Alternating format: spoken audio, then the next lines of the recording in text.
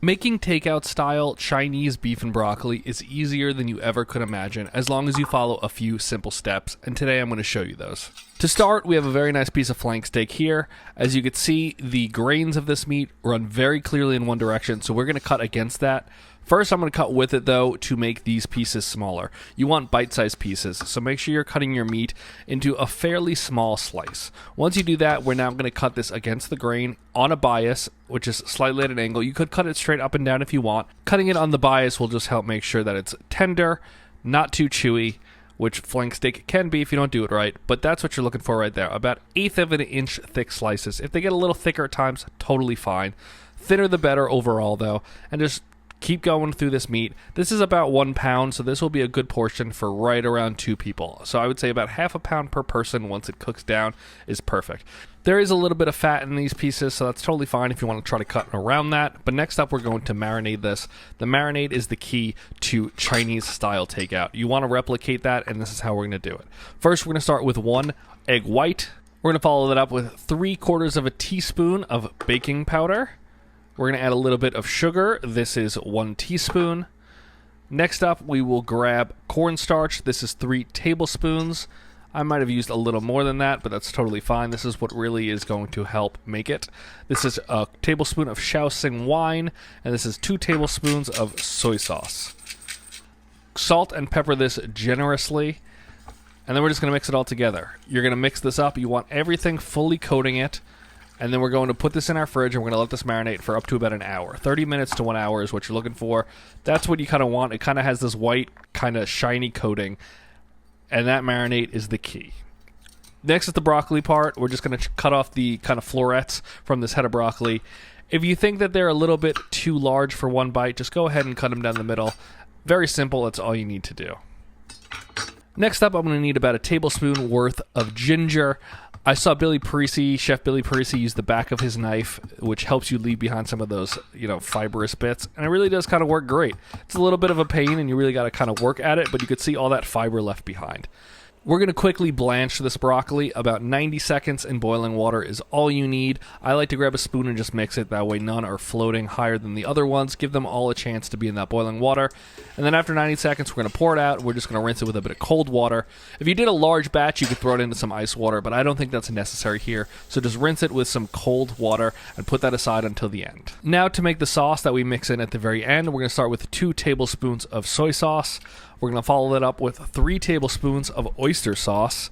This is a very thick sauce, so I like to then make the next ingredient, which is the Shaoxing wine, in that same little vessel. That way you rinse out all the oyster sauce.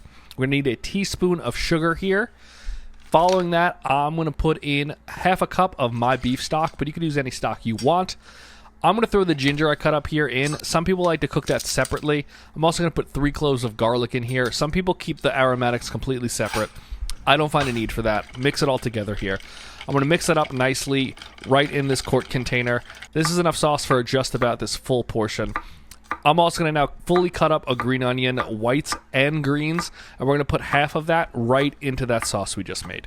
You could also keep this completely out, but I like to really kind of bring it all together, and it kind of marinates everything, and then we'll have a little bit left over to top at the end. But give that a good mix, and now push that off to the side. Now it's time to cook the meat. I'm going to use my carbon steel here, so get this on full blast, get it real hot. We're going to use a neutral oil to really coat the bottom.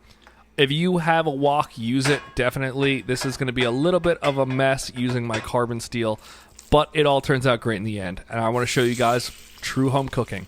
I'm throwing this meat in. It was hot. It just was not hot enough, and it's going to stick a little bit. But that's totally fine. That's the stuff you're going to run into as a home cook. Do your best to kind of break it up after about 30 to 60 seconds. You already got a nice brown forming because you're using oil. You're running it real hot.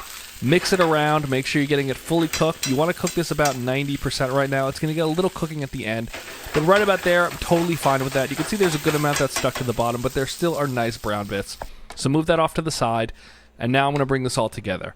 I'm cooking it now in my Dutch oven because I realized once you add the broccoli, you really need to mix, and that one pan was not going to be enough.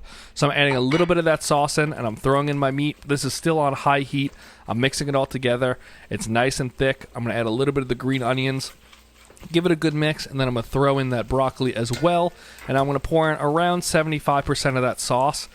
Leave a little out in case it gets too thick, but make sure you have more in case you want to add more. If it gets a little bit too thick, you could add a splash of water or stock. You're totally fine at that point. Just mix that and get the consistency you want, and you're done. You can see it's coating it beautifully. Your meat is fully cooked. Your broccoli is tender. This is everything you're looking for, and it's absolutely delicious. Just plate this up now. You can see that meat is holding that sauce beautifully. It's not too runny. The cornstarch has really made it nice and thick.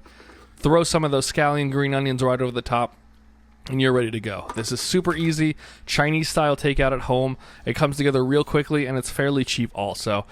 If you want to put this over rice, do that. Just grab a bowl of white rice. I'm going to show you. I just pour it right over the top. Obviously, you'd be taking that out of where you cooked it, but you would just throw this over the rice. Most importantly now, let's give this a taste. I do prefer personally to eat this with white rice, so that's how I'll have it for dinner. But just tasting it for you guys now.